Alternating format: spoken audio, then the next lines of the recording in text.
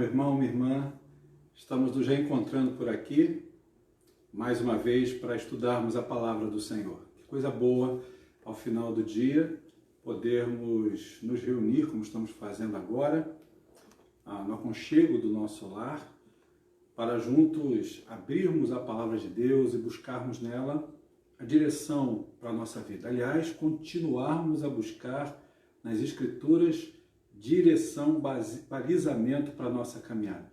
Que Deus te abençoe. Nós vamos então iniciar o nosso estudo, dando continuidade à panorâmica que estamos fazendo sobre o livro de Atos dos Apóstolos, ou Atos do Espírito Santo, através da vida daqueles homens de Deus, o passado, e por que não dizer também de mulheres, de crianças, de jovens que receberam os ensinos desses santos varões de Deus e que deram estrutura à base, à formação da igreja cristã. E antes disso, nós queremos orar e buscar a face do Senhor em oração. Ore durante alguns instantes, em silêncio, e logo em seguida eu vou estar quebrando o silêncio com uma palavra de oração.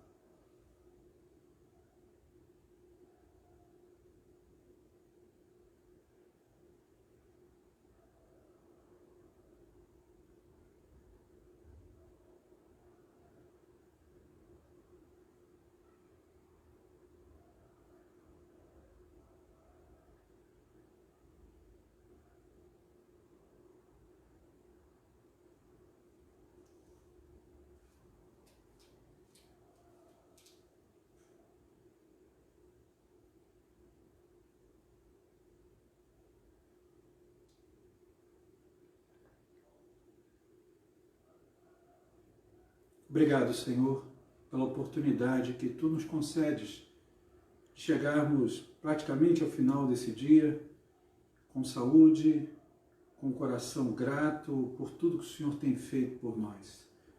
Prepara agora as nossas mentes e os nossos corações para ouvirmos a Tua voz, para aprendermos um pouquinho mais do muito que o Senhor tem para nos ensinar. Que haja agora, neste momento, em cada vida que está nos ouvindo e nos vendo, a certeza de que quando buscamos ao Senhor pela Tua Palavra, a nossa vida se torna mais leve, a nossa vida vai assumindo um significado muito maior, nós vamos encontrando encorajamento, consolo para caminharmos, para prosseguirmos o curso da nossa vida. Assim, Pai, eu peço e invoco a Tua bênção sobre cada pessoa que agora essa mensagem pode alcançar. Em nome de Jesus, amém. Vamos louvar ao Senhor. Existe uma canção que nós separamos e você vai recordá-la. É uma canção de autoria do Guilherme Kerr, bastante antiga, e ela fala justamente sobre esse período de formação da igreja, fala justamente sobre como viviam os convertidos, como eles se relacionavam uns com os outros e como eles viviam para a glória de Deus. Então, vamos entoar essa canção intitulada Unidade e Diversidade. Louvemos ao Senhor.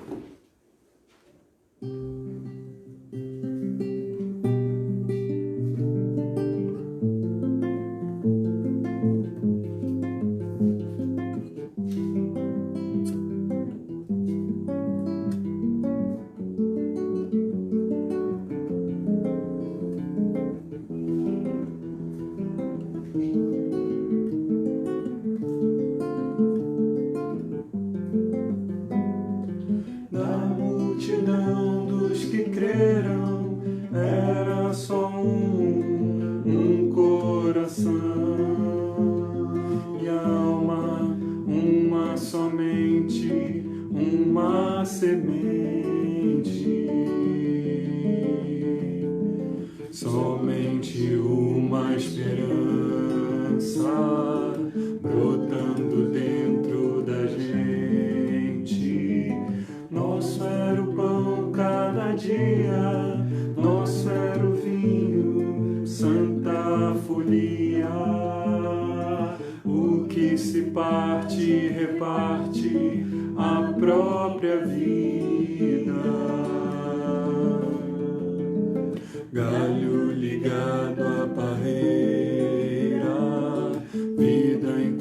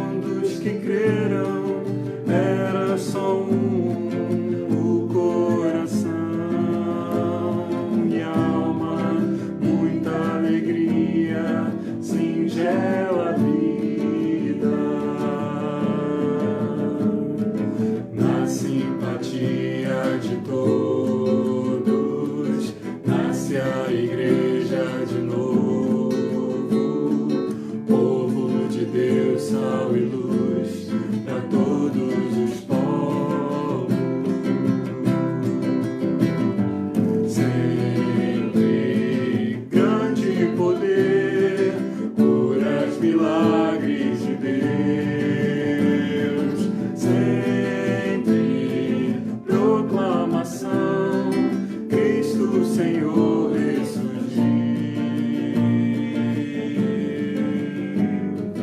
Da multidão dos que creram, era só um coração e alma, muita alegria, singela vida. Na simpatia de todos, nasce a igreja de novo, povo de Deus, sal e luz para todos os povos.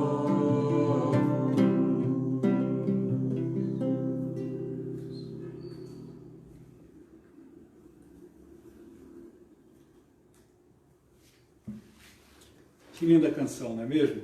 Ela retrata justamente aqueles primeiros momentos na caminhada da Igreja de Cristo, a igreja recém-gerada, recém-nascida. E quando nós estamos estudando o livro de Atos, uma das coisas que mais nos salta aos olhos é perceber nesse início da narrativa de Lucas, que escreve o livro, o destaque que ele dá à formação da igreja primitiva, dos nossos primeiros irmãos, dessa igreja que nasce com tanta força, com tanta alegria na alma, uma igreja que vivia uma comunidade de discípulos, uma relação muito estreita com o Mestre, através do poder do Espírito Santo, que havia sido enviado sobre a igreja, e a relação que eles mantinham uns com os outros. Essa linda canção, ela sintetiza, ela retrata de uma forma muito especial para que cantemos esse tipo de estado que a igreja vivia. Então, hoje nós vamos caminhar analisando a formação da igreja cristã. Dessa igreja que, na verdade, já começa grande. Quando você olha o livro de Atos, no capítulo 2, você vai ver que Pedro ele vai pregar o primeiro sermão da história da igreja. E após pregar esse primeiro sermão da história da igreja, há uma conversão de 3.000 pessoas. Existe aí no texto, fala para a gente, a partir do versículo 37 de Atos 2, que o número de batizados foi de 3.000 pessoas. Porque como resultado da pregação do sermão de Pedro, muita gente, mas muita gente foi impactada pelo poder da palavra de Deus, do Evangelho. O DNA, portanto, da igreja, que vai gerar essa igreja, que vai marcar essa igreja, é justamente a ação portentosa do Espírito Santo. Pedro prega esse sermão no poder do Espírito Santo. E o Espírito Santo, então, vai fazendo a sua obra, juntamente com Pedro, os demais apóstolos, davam prosseguimento à obra do Senhor. Mas agora, para a nossa leitura, para que a gente fale sobre essa formação da igreja cristã, da igreja primitiva, você vai abrir aí no capítulo 2 do livro de Atos, e nós vamos ler juntos do verso 42 ao verso 47. Atos 2, 42 a 47, mostra para a gente um retrato de como viviam esses primeiros cristãos, os que haviam primeiramente se convertido. Vamos ler juntos então, Atos 2, 42 ao 47. Leiamos, queridos. E perseveravam na doutrina dos apóstolos e na comunhão, no partir do pão e nas orações. Em cada alma havia temor, e muitos prodígios e sinais eram feitos por intermédio dos apóstolos. Todos os que creram estavam juntos e tinham tudo em comum. Vendiam as suas propriedades e bens, distribuindo o produto entre todos, à medida que alguém tinha necessidade.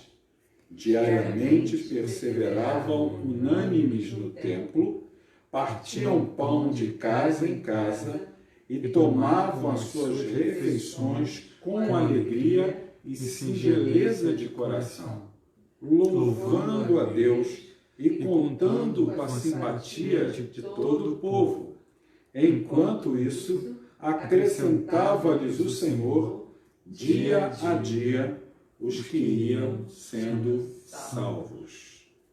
Gente querida, que coisa linda é esse relato de Lucas para nós, mostrando de uma forma bem resumida a forma e o jeito de vida dos nossos primeiros irmãos. Você pode perceber nessas linhas que essa igreja ela vivia com extrema simplicidade, mas ela não dispensava e não abria mão da profundidade de obedecer, de pôr em prática todos os ensinamentos que eles, esses nossos primeiros irmãos, haviam recebido por parte de sua liderança, uma liderança apostólica, uma liderança que transmitia a doutrina do Evangelho da graça de Jesus Cristo. É interessante porque a gente vai ver que essa igreja primitiva, ela possui esse retrato. E aí nós perguntamos, como era essa igreja primitiva? Eu vou fazer algumas colocações aqui, mas eu gostaria que você, ao final do estudo, fizesse, se você desejar, alguma pergunta, porque eu vou tentar responder ao final do estudo. Então, eu vou lhe dar uma dica. À medida que nós formos discorrendo do estudo, você vai pensando aí no que você gostaria de perguntar, anota, e aí você vai fazer a pergunta aí no comentário. O Davi, ele está olhando a parte em que você estará colocando aí a sua pergunta.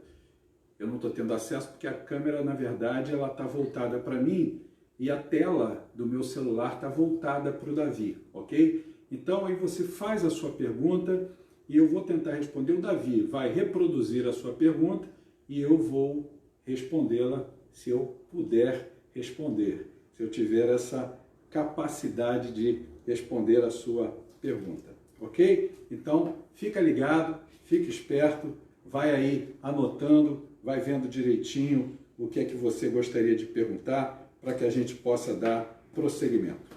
Tá legal? Então vamos lá. Como era a igreja primitiva? A igreja primitiva ela era formada por cristãos que se reuniam, isso a gente está vendo aqui no texto, para ter comunhão uns com os outros e proclamar o Evangelho.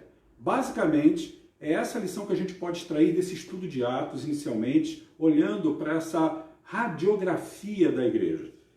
Eles se reuniam de casa em casa, posteriormente também passaram a se reunir em outros locais, seja no templo, local público, mas o principal propósito dessa igreja era disseminar o Evangelho, era de pregar o Evangelho, na verdade, conectados com a grande comissão que Cristo havia dado à igreja, para ir por todo o mundo e pregar o Evangelho a toda criatura. Então, essa igreja, ela se reunia para terem comunhão, cultuarem a Deus, pregar o Evangelho, e tudo isso sob a liderança apostólica. Os líderes da igreja, eles se santificavam, eles buscavam uma vida de excelência na relação com Jesus Cristo, no poder, na força do Espírito Santo, e ensinavam a igreja,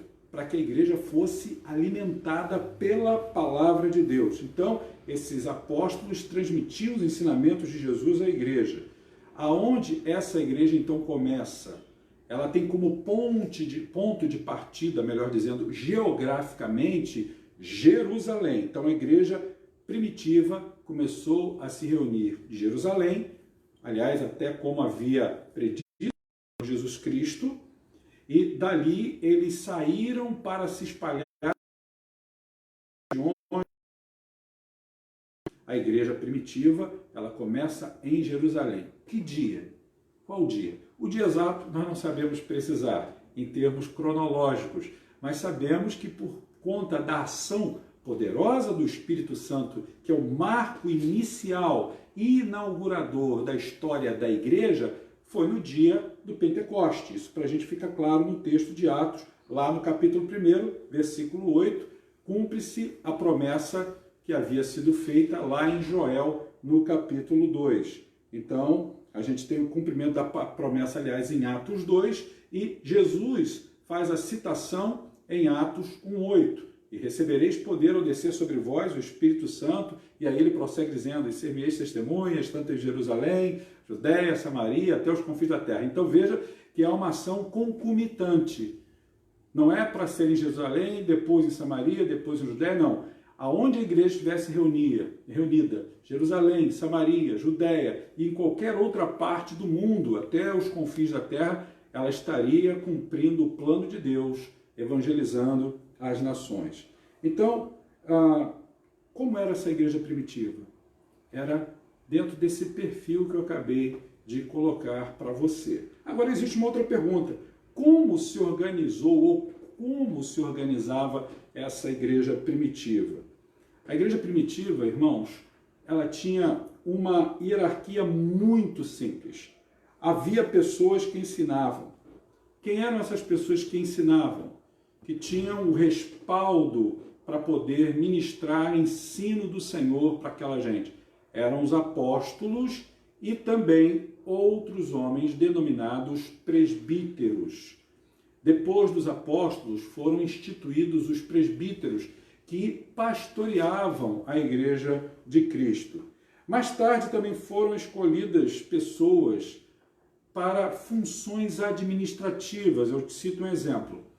Quando você abre aí a sua Bíblia em Atos, no capítulo 6, você vai ver a instituição dos diáconos, dessa, vamos dizer assim, classe, ok, de liderança na igreja, que vai cuidar de forma muito restrita, de forma muito direta, da situação que envolvia as necessidades da comunidade cristã, necessidades como viúvas serem assistidas, como mulheres que tinham e pessoas que tinham necessidades de alimento, de serem acompanhados por conta de necessidades básicas que estavam faltando. Então, a hierarquia da igreja começa com os apóstolos, passando pelos presbíteros, tem os diáconos, agora deixando uma coisa muito clara. Esses ofícios, não havia um mais importante do que o outro. É muito importante deixar isso claro. Cada ofício desse constituído, no início da história da igreja primitiva, tinha a função de colaborar para que houvesse a unidade e a saúde do corpo de Cristo, promovendo o crescimento espiritual, mas sem deixar de cuidar também das necessidades básicas, materiais e até, por que não dizer, emocionais da igreja naquela época. Então, uma outra coisa importante é que debaixo da supervisão dos líderes principais, que eram os apóstolos, todos podiam contribuir e se ajudar mutuamente. Você veja que, voltando aqui ao capítulo 2, olha aí comigo, no versículo 45, diz que vendiam as suas propriedades e bens, distribuindo o produto entre todos, à medida que alguém tinha necessidade. Então você perceba que sob a direção da liderança dos apóstolos, essa igreja ela tinha uma percepção muito aguda, muito clara da necessidade de cada membro ser uma bênção na vida do outro no que diz respeito ao suprimento. Isso é uma coisa muito linda, porque essa igreja vivia verdadeiramente com um senso de comunidade. E é interessante que não é que fosse proibido que alguém tivesse mais do que o outro. Não é isso, o texto não está dizendo isso para a gente. Mas o texto vai mostrar que havia uma constante generosidade, havia uma preocupação com a justiça na forma como esses bens eles eram distribuídos, como eles eram repartidos, com a seguinte, mais importante finalidade: que não houvesse entre eles algum necessitado. E isso vai ao encontro dos ensinamentos de Jesus, ok? Então a função dos líderes, e eu quero deixar isso bem claro, não era mandar em ninguém. Eles não eram déspotas. Os líderes da igreja não eram pessoas sem sobriedade.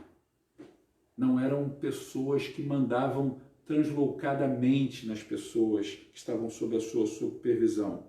O propósito dessa liderança era ensinar aquela gente, aqueles que com eles formavam essa primeira comunidade cristã de discípulos do Senhor, a seguirem a Jesus, a crescerem na fé, no conhecimento da doutrina do Senhor. Então, o objetivo dessa liderança era preparar discípulos que podiam formar para ensinar a formar outros discípulos. Eles tinham uma visão de multiplicar o discipulado na vida do povo de Deus. Então, a gente percebe aqui no texto, né, você já deu para compreender que essa igreja primitiva vivia mais como família mesmo, porque você vai ver aqui no versículo 42, que eles, além de perseverar na doutrina dos apóstolos, na comunhão, eles também partiam o pão e faziam orações, e isso de casa em casa. Então eles viviam como essa grande família, e isso é uma coisa muito linda, porque os seus membros repartiam seus bens e gostavam de se reunir diariamente. Imagina isso. Deixa eu abrir um rápido parênteses aqui. Você tem sentido falta de se reunir com seus irmãos? Nós aqui em casa temos sentido essa falta. A gente não vê a hora de voltar a estar junto com nossos irmãos na nossa comunidade de fé chamada Igreja Presbiteriana do Meia. Mas imagina, essa igreja fazia isso todos os dias. Não era uma igreja domingueira, não era uma igreja de uma reunião de quarta-feira ou de pequenos grupos uma vez por semana. O texto fala que diariamente eles tinham esse tipo de prática. O objetivo deles é que todos se sentissem muito à vontade como família de Deus. Era uma relação familiar muito intensa. Eles viviam essa relação familiar intensa para crescer na comunhão uns com os outros, no conhecimento da doutrina dos apóstolos, que era a doutrina de Jesus, para poderem pregar o Evangelho com autoridade, com poder. Isso era muito intenso. Agora, uma outra pergunta que eu faço, registra aí, é como eram as reuniões dessa igreja? Como acontecia essa reunião? Na verdade, quando a gente olha para o relato de Lucas, a gente não vai ter aqui em Atos, pormenorizadamente, de uma forma muito detalhada, informações sobre a ordem dessas reuniões que eles praticavam. Mas nós podemos salientar algumas coisas que o livro de Atos nos permite revelar, nos permite refletir. E vamos a elas. Primeira, refeições. As refeições, na verdade, elas tinham um propósito de estimular o convívio entre os primeiros cristãos, entre os primeiros convertidos. Olha que coisa interessante. O povo judeu, aliás, o gentio também naquela época, mas o judeu tinha isso por tradição, né? Não podemos esquecer que boa parte desses primeiros cristãos também era, na sua formação, de judeus. E os judeus celebravam a vida sempre em torno da mesa.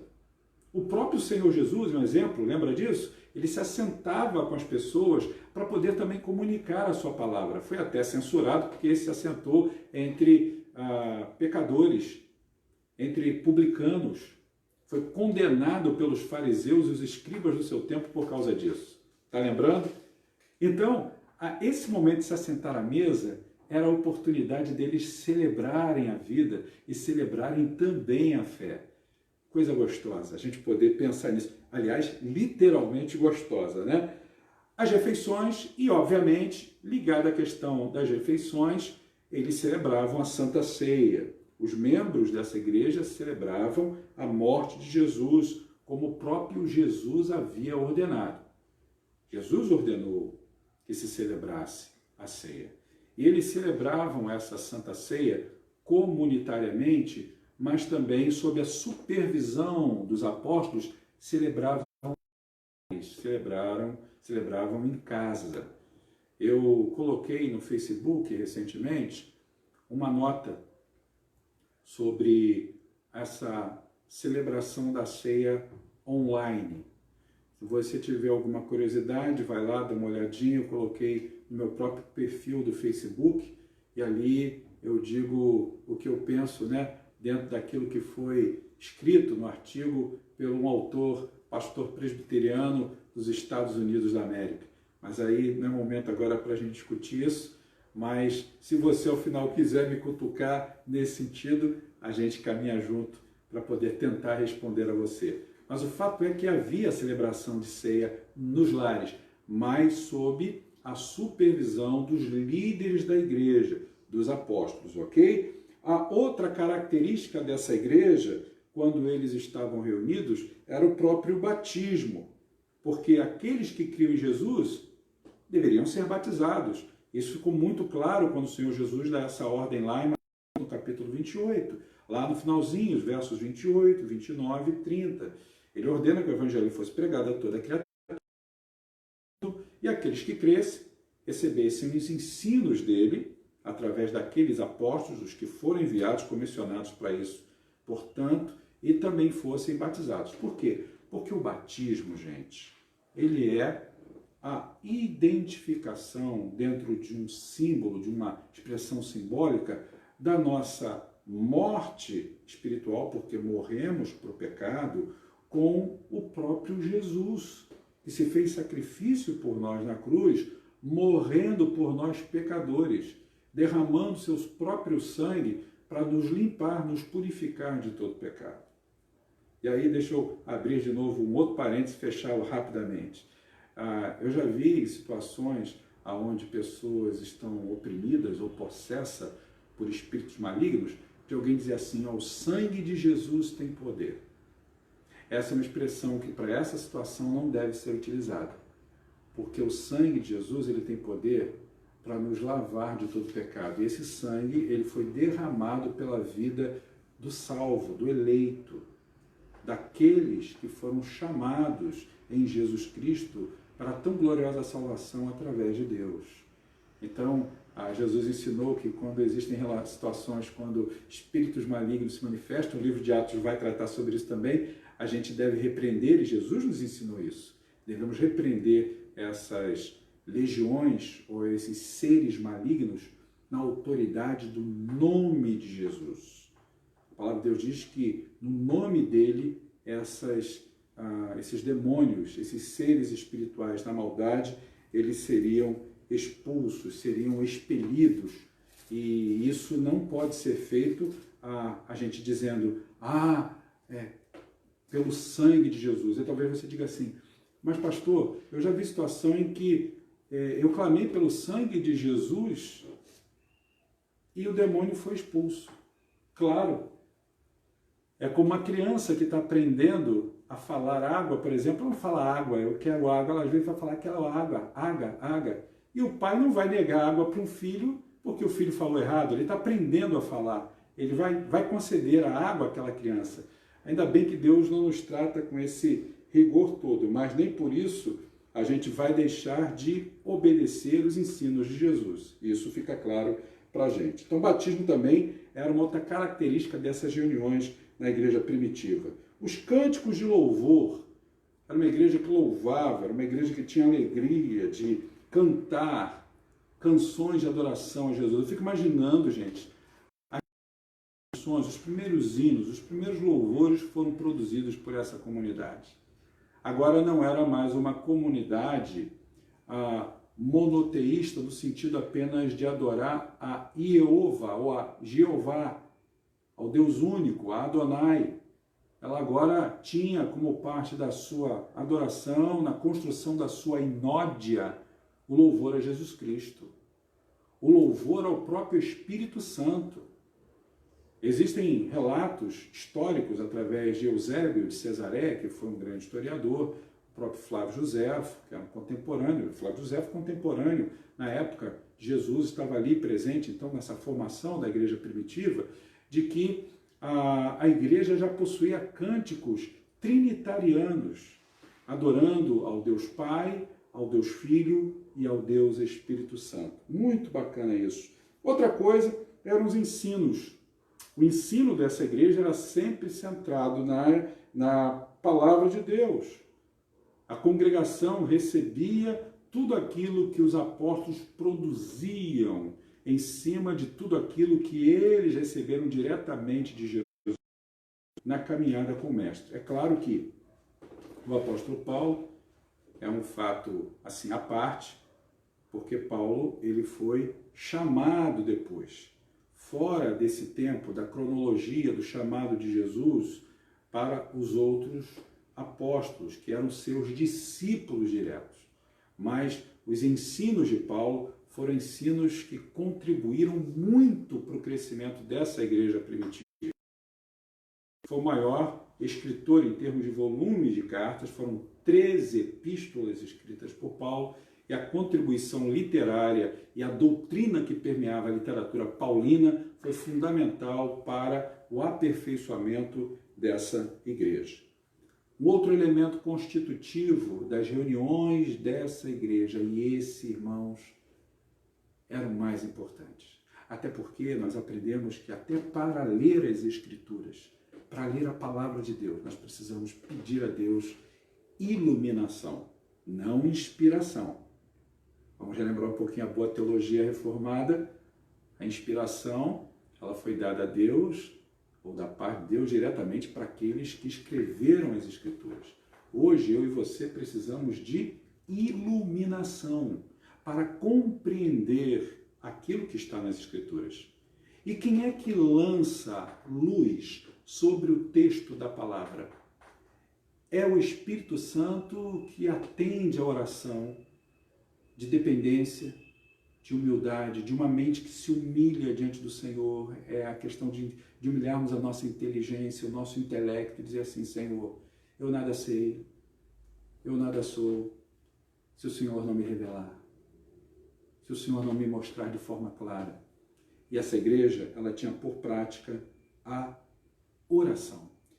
E essa era uma parte muito importante da reunião desses irmãos, porque eles buscavam juntos em oração satisfazer a Deus através de um culto, através de uma vida que realmente estivesse de acordo com a vontade estabelecida pelo Senhor. Você veja que no episódio mais à frente, quando Pedro ele estava preso, havia oração incessante pela igreja, por Pedro através da igreja. E Pedro foi liberto poderosamente, miraculosamente, porque a igreja orava. Diz o texto no verso 42, vamos revisitar aí o verso 42, diz que eles perseveravam na doutrina dos apóstolos e na comunhão, no partir do pão e nas orações. Portanto, oração é esse elemento importantíssimo na vida dessa igreja. E haviam também as participações especiais. Essas participações especiais, elas não estão assim em detalhes no livro de Atos, mas quando você abre a primeira carta de Paulo aos Coríntios, lá no capítulo 14, verso 26, você vai encontrá-las. O que são essas participações especiais? Elas são palavras de sabedoria, palavras de exortação, profecias, interpretação de línguas. Isso era algo muito recorrente naquele tempo. Irmãos, eu estou falando de costumes, de relacionamento com Deus dentro de uma estrutura de culto da igreja do primeiro século. Não estou falando sobre a nossa tradição e os nossos costumes da igreja dos dias de hoje. Mas na igreja do primeiro século existiam todas esses itens que eu citei aqui agora há pouco, em participações especiais. Então, só para fechar essa questão de como eles se reuniam, como eram os seus cultos, como era a dinâmica desses encontros, eu fecho dizendo que a igreja primitiva fazia as suas reuniões, como diz o texto aqui, de casa em casa, portanto, nas casas, em lugares públicos, nos templos, nas sinagogas e nas praças. Para concluir o nosso estudo, agora eu quero falar com você sobre a expansão da igreja e algumas controvérsias. Vamos lá? Várias pessoas, elas viveram e viram a igreja como uma ameaça e perseguiram os cristãos. Por causa disso, os crentes não ficaram todos em Jerusalém. A gente vai ver, inclusive, na epístola que Pedro escreve, na verdade, 2 epístolas. E ele vai tratar sobre a questão da dispersão, logo no início de sua epístola, daqueles cristãos que estavam em Jerusalém, porque o Império Romano havia imposto perseguição a esses nossos primeiros irmãos. Para você ter uma ideia, essa igreja ela foi acusada de diversas maneiras. Uma das maneiras é que ela foi acusada pelo Estado romano de ser uma igreja, de serem pessoas idólatras, praticarem a idolatria. Aí você pode estar se perguntando, como assim, pastor? Eles adoravam Jesus. Como é que eles poderiam ser idólatras? Eles adoravam Deus único e verdadeiro. Lembre-se que o Estado romano, o Império Romano, ele obrigava, era compulsória a adoração ao imperador. O imperador, por decreto, havia determinado que qualquer pessoa que não se curvasse diante dele, portanto, não o adorasse ou não reverenciasse a grande estátua que ele tinha levantado em cada lugar, em cada província do Império Romano. Lembre-se, Jerusalém era uma província romana. Se as pessoas não adorassem, elas eram sacrificadas. Sobre elas era determinada a pena capital, a pena de morte, porque elas estavam cometendo um crime, e esse crime era o crime de idolatria. Só o imperador poderia ser adorado. Então, essa era uma das acusações. Uma outra acusação que talvez você não saiba, né, mas é importante a gente citar aqui, é de que eles, os primeiros cristãos, eram acusados de práticas canibalísticas, eram acusados de praticar o canibalismo. Por quê? Porque eles mencionavam nos cultos, no momento em que eles iam celebrar a ceia do Senhor, ou nas próprias casas, eles celebravam que iam comer do corpo e beber do sangue de Jesus. Essa é uma terminologia usada. Tomai e comei, tomai e bebei. Do corpo e do sangue. Lógico, de forma simbólica. Mas a Roma, o imperador, tomava isso como se fosse uma ideia mesmo de comer e beber. Comer carne e beber sangue humanos. E por isso os cristãos foram condenados, muitos à morte, por causa desse tipo de acusação. Então, a igreja sofreu muita perseguição, mas mesmo assim a igreja foi se espalhando por vários lugares, pregando o evangelho aonde iam. E assim o que aconteceu, como objeto dessa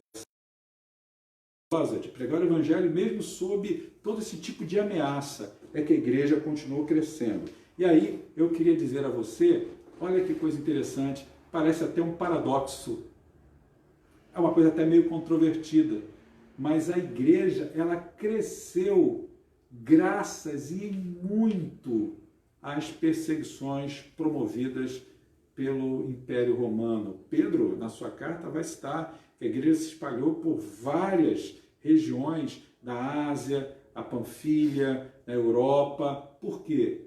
Porque a igreja foi perseguida. Foi a chamada primeira diáspora cristã.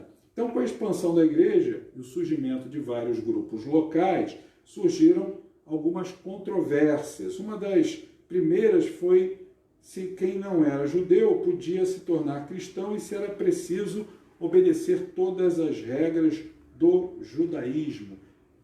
Essa foi uma questão que dividiu opiniões, viu, gente? E o apóstolo Paulo ele deixa muito claro nos seus ensinos de que aquilo que diz respeito ao judaísmo em relação ao rigor da lei, essas coisas foram suplantadas pela graça de Cristo. E essa igreja sofreu muito porque haviam os cristãos de origem judaica que pegaram, num determinado momento, aquilo que eles haviam recebido originalmente da fé judaica e voltaram a praticar essas coisas, revisitaram os costumes da lei e tentaram impor à igreja um manual de como viver uma espécie de cristianismo fundado ainda na lei de Moisés. Isso deu muito problema, porque as regras do judaísmo estavam, de uma certa forma, voltando a acontecer em algumas comunidades cristãs. E isso gerou muita dor de cabeça.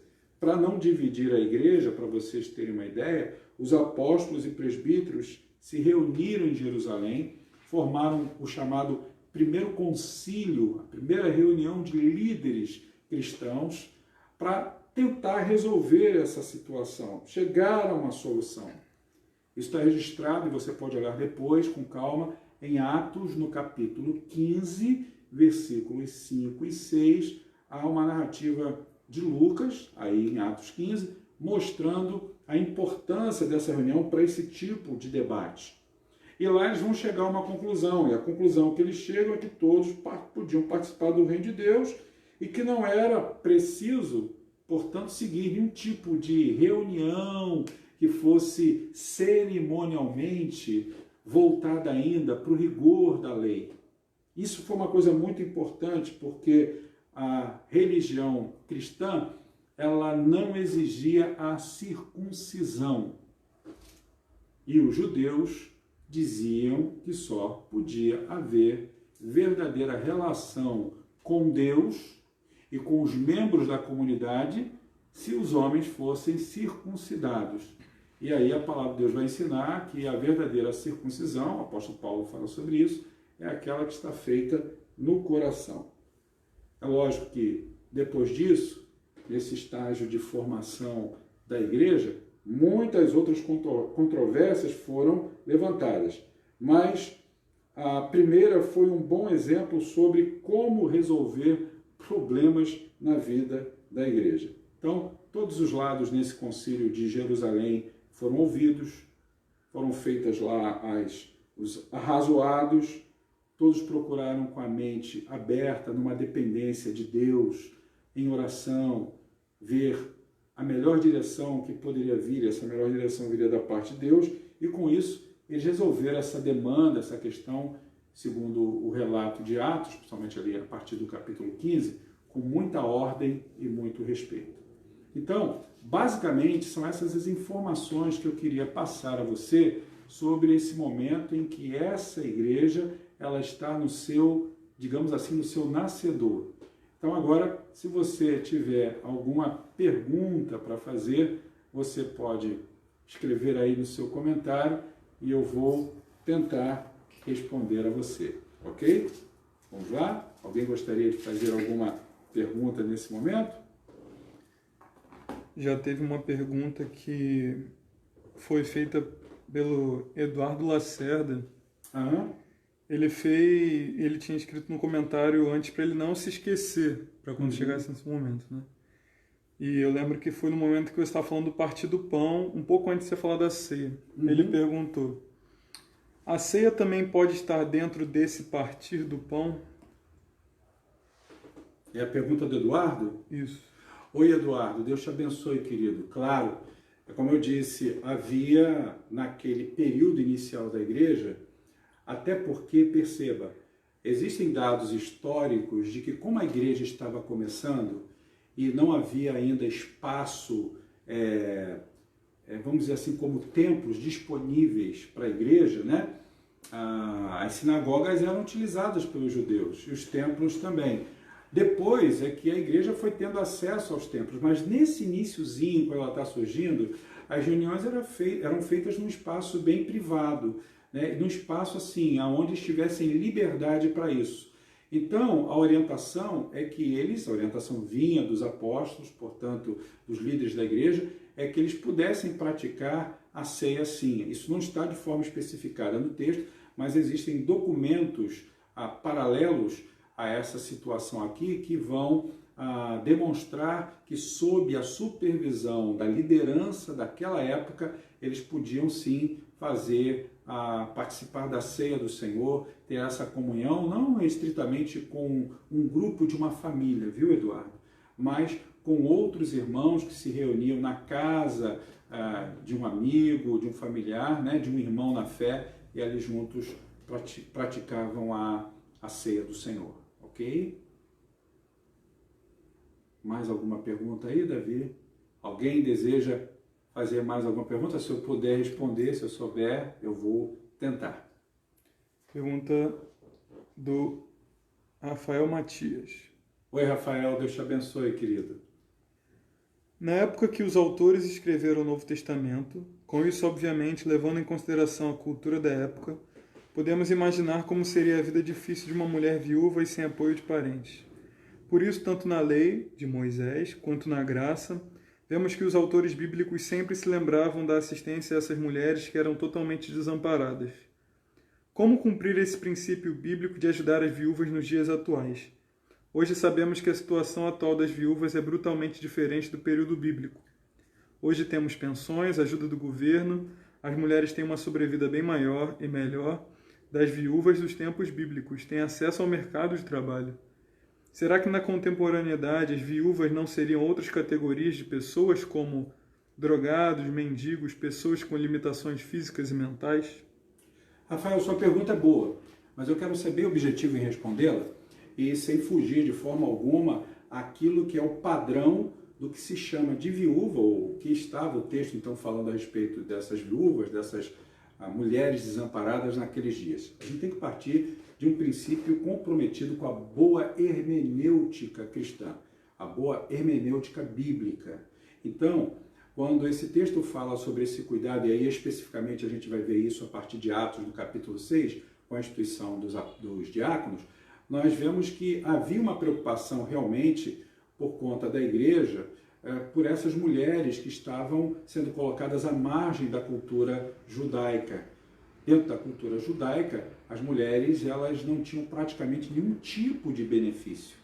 Elas eram, principalmente ao se tornarem viúvas, e não tendo mais um chamado, um filho, um arrimo, era assim que eram chamados, né? Esses arrimos, não tendo mais filho algum, porque o filho havia morrido, ou porque ela não tinha gerado um filho, ela era colocada à parte. Veja bem, a cultura judaica, ela é muito distinta hoje da cultura que estamos vivendo. Se a gente for traçar uma relação entre essa situação no passado com a situação atual. Agora, é muito importante que eu diga a você que quando o texto fala sobre a causa das viúvas, ele não nos autoriza a fazer um paralelo nos dias atuais com essas outras classes que você citou, como drogados e por aí afora vai.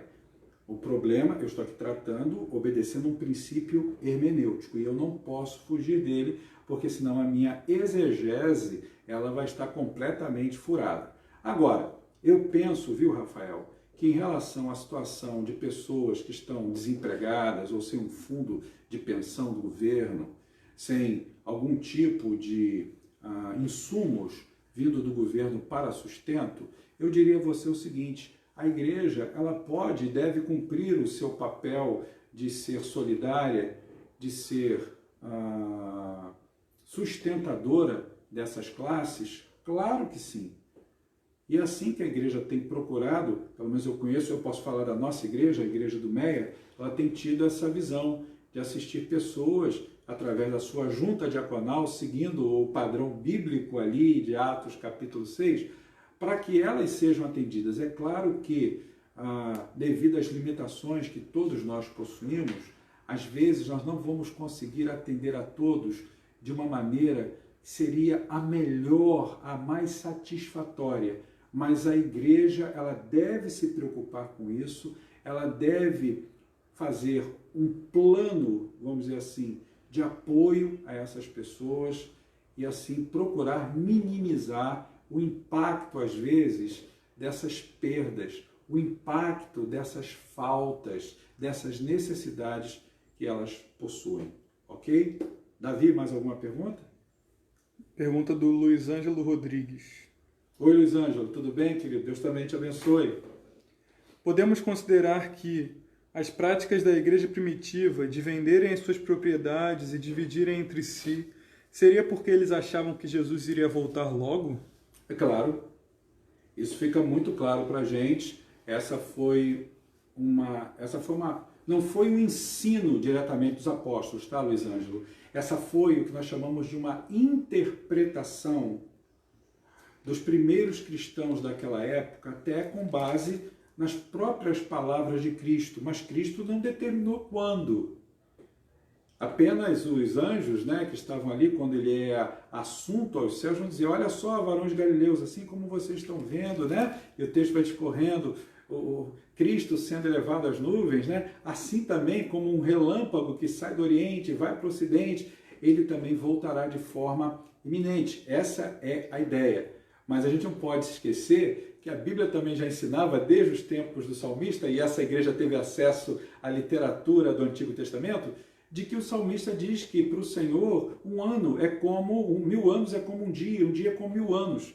Então, eles tiveram, viu, Luiz Ângelo, uma interpretação muito imediata da volta de Jesus. E aí pensaram o seguinte: como ele vai voltar logo, vamos vender tudo que a gente tem, vamos distribuir aos nossos líderes, aos apóstolos, e vamos estar aí segurando a onda até que ele volte, e ele vai voltar logo ali. Agora, interessante, já que você tocou nesse assunto, que na sua carta, na sua epístola aos Tessalonicenses, Paulo vai trabalhar esse tema, né, tentando fazer um ajuste para que a igreja percebesse que a volta de Cristo não seria, na interpretação de Paulo, e Paulo estava correto, de uma forma tão imediata. Então, eles parassem com essa prática.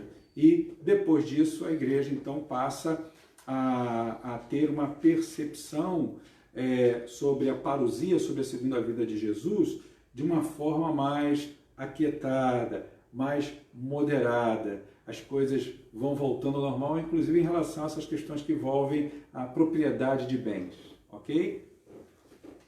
O Eduardo Lacerda fez mais uma pergunta. Oi, Eduardo, pode fazer, querido, fala. Ele disse: com essa pandemia do coronavírus, estamos nos moldando a prática cristã da igreja primitiva?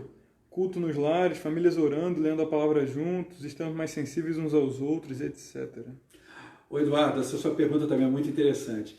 Eu estava vendo hoje um vídeo com meu filho aqui, a minha filha, do John Piper, e o Piper está escrevendo, já escreveu, vai publicar um livro, né, falando sobre o coronavírus, essa situação que nós estamos vivendo.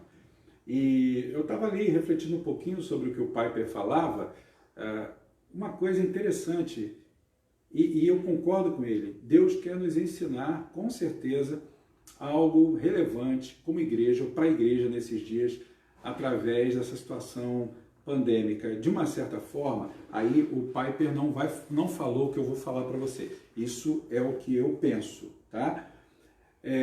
De fato, estamos nos assemelhando às práticas da igreja primitiva, porque hoje nós estamos compulsoriamente, vamos dizer assim, né, vivendo esse isolamento social. Então, hoje a gente está ficando mais em casa, e aí em casa a gente ora juntos, em casa fazemos as nossas refeições juntos, né? O evangelho não está deixando de ser pregado, porque a gente pode fazê-lo pelas redes sociais, pelas mídias, ok? mas eu diria a você que não seria ainda através desse isolamento, desse confinamento que estamos vivendo, uma prática muito próxima da igreja primitiva. Por quê? Porque a cultura daquela época é distinta da cultura atual. Eu ainda percebo que ainda falta, e não vai dar para a gente reeditar essa cultura do passado com a cultura presente. Os desafios daquela época, muitos deles, você há de concordar comigo, são diferentes dos desafios atuais que a igreja enfrenta. Mas o que me preocupa é o quanto nós podemos ter perdido através dos anos, dos séculos, né? E por isso que a reforma veio no século XVI, e por isso que ela já vinha batendo a porta da igreja nos 2 ou 3 séculos anteriores, por conta dos pré-reformadores, por essa necessidade, e aí eu diria a você, de nós resgatarmos a essência da igreja primitiva. Que essência é essa?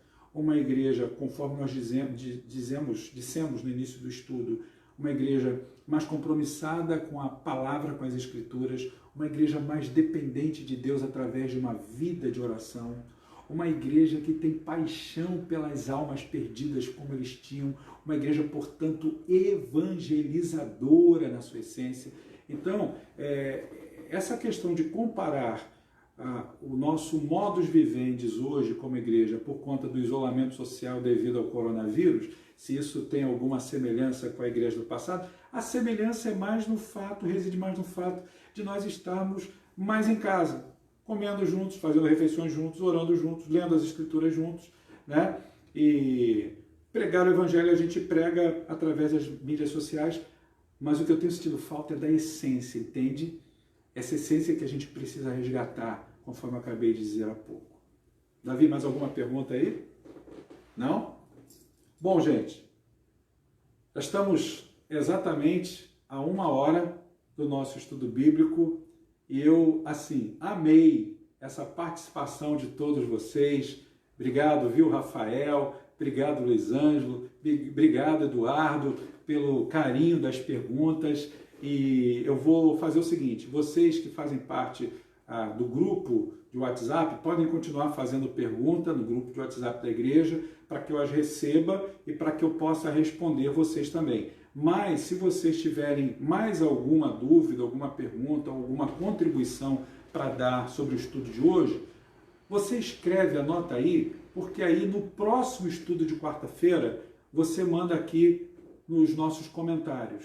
E aí eu vou, mais uma vez, tentar ajudá-los respondendo ao final do nosso estudo, tá bom?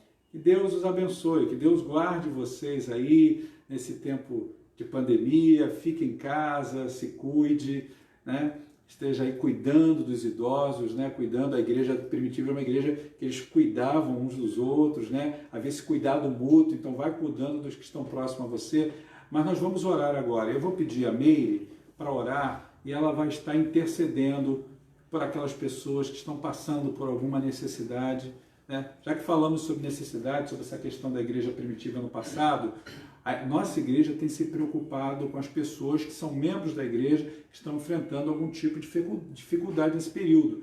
Então, estamos acionando a nossa junta diaconal, dentro do modelo bíblico, né? Nós estamos acionando outros irmãos, estamos atentos, né, com as nossas bolsas de alimentos e outras coisas que vão surgindo, e a gente vai procurando se aproximar desse padrão que era essa igreja. Lembra que falamos há pouco sobre não perdermos essa essência, resgatarmos essa essência preciosa dessa igreja? Estarmos reeditando isso como igreja nos dias atuais, como perguntou o Eduardo. Então, gente, nós vamos orar agora com a Meire, aquelas pessoas que estão necessitadas, pessoas que estão enfermas, orar pelo nosso país, orar pelos nossos governantes, para que tenham sobriedade, para que tenham bom senso, para que não se autopromovam nesse período, né? Que olhem para o povo, que sejam justos na maneira de tentar agora diminuir o impacto de tudo isso na vida das pessoas. Meire vai orar conosco. Vamos orar? Senhor, nosso Deus, nosso Pai, nós te agradecemos, Senhor, porque estamos reunidos, mesmo que virtualmente, como igreja tua, Obrigado por esse privilégio, por termos essa condição. Ó Deus, nós te bendizemos porque nada tem nos faltado, principalmente a tua presença, a tua graça, o teu amor renovado em nossas vidas. Nós te glorificamos, ó Deus, porque um dia na eternidade tu nos escolheste, Senhor. Obrigado, ó Deus, porque tivemos a oportunidade de escutar a tua palavra. Amém, Senhor. Louvado Obrigado seja o teu porque nome, o teu Senhor. Espírito veio ao nosso encontro, Pai. Ó Deus, nós te agradecemos porque somos chamados teus filhos. Amém, Senhor. Ó Deus, que bênção maravilhosa, que alegria podemos ter a Ti como nosso Pai, como aquele a quem podemos recorrer, Verdade, a quem Senhor. podemos falar, a quem podemos ser escutados principalmente, Senhor. Amém, Senhor. Ó Deus, obrigado por essa certeza que Tu ouves a nossa oração. Verdade, Pai. E nesse momento, ó Pai querido, queremos te clamar, Senhor, queremos pedir por essas pessoas que estão enfermas, ó Deus. Haja com o teu poder, cura, Senhor, segundo a tua vontade, Pai. Amém, Senhor. Dá recursos financeiros, dá Amém, paz ao Jesus. coração, Deus, em Senhor. nome de Jesus. Que elas possam se sentir acolhidas agora pelo teu Espírito, ó Deus. Fortalece a fé, Senhor, dessas pessoas. Amém, Senhor. Fortalece a fé dos teus filhos, Jesus. Abençoa, ó Deus, também dá condição àqueles que estão tratando, os médicos, os enfermeiros, toda a equipe, Senhor, hospitalar. Tem misericórdia dessas pessoas também que estão de frente, ó Pai, especificamente falando dessa pandemia, Pai. Amém, Senhor. Ó Deus, Tu és o Deus de ontem, de hoje e de eternamente. Tu és o Deus que pode todas as coisas. Como diz a Tua palavra, com a Tua promessa, Tu és poderoso para fazer infinitamente mais Amém. daquilo Glória que ao teu pedimos nome, ou Senhor. pensamos. Glória ao teu nome. Ó Deus, renova a nossa fé em Ti. Faça com que possamos trazer à memória tantas coisas que Tu tem realizado em nossas vidas. Amém, Senhor. Dá-nos um coração grato também, Senhor.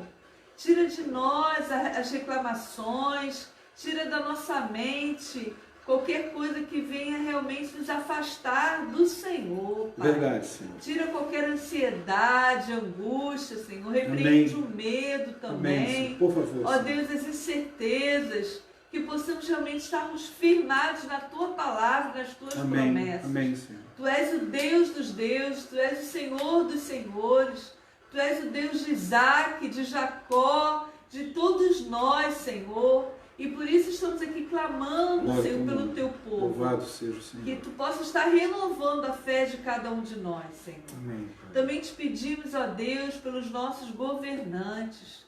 Tem misericórdia, Senhor. Amém, Senhor. Que eles ajam com justiça, com Amém. sabedoria, Por favor, Senhor. Senhor.